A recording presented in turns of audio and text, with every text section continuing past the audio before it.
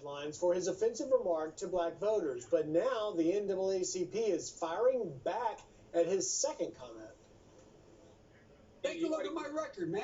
I extended the voting rights 25 years. I have a record that is second to none.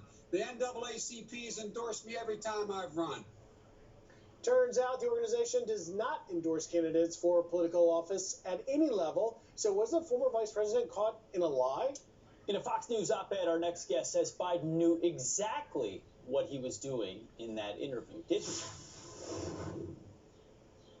Joining us now is evangelist, former NFL player, and CEO of the Brewer Group, Jack Brewer. Jack, thanks for joining us this morning. Friend of the show. Great to have you.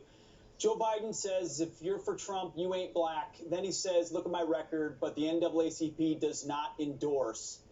What do you make of all this? The mask is off.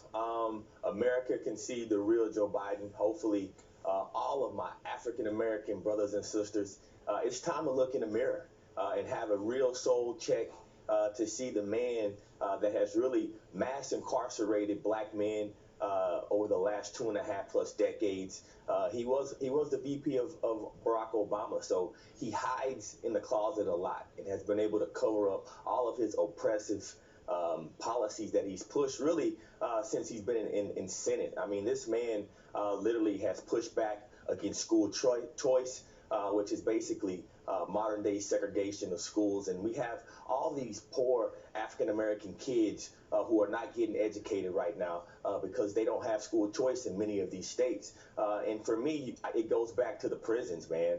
I teach in prisons all across this country. And so at some point, it has to get off of the politics and talk about the real black families that Joe Biden has decimated through his 1994 crime bill.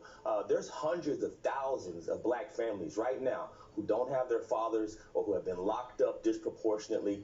And it's time for him to answer to black America, keep it real, and stop race baiting.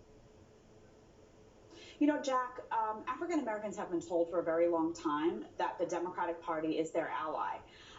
Do you think that at this point in time, though, with such a distinction in records when it comes to African Americans, when you look at President Trump and when you look at Joe Biden, do you think that African American voters will be more plugged in to the actual record and just not listen to that media hype about the Democratic Party always being the ally of African Americans when it comes to issues?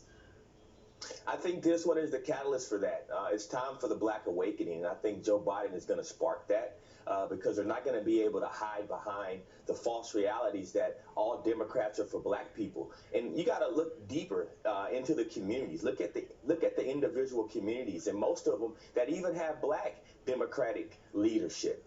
Those communities are the worst in America, and so you got to start pointing the blame at the Black Caucus. The Black Caucus that has all of these individuals who talk about uplifting black America, talk about pushing policies to help blacks get out of poverty, but yet they continue to push the same rhetoric as Joe Biden. They vote right alongside him as he did as a senator, as he did as vice president. And let's not forget that Joe Biden sat in office with Barack Obama for 8 years. He literally brought more money into his family from foreign interests than Obama and Biden gave to historical black colleges and universities. It's really sickening.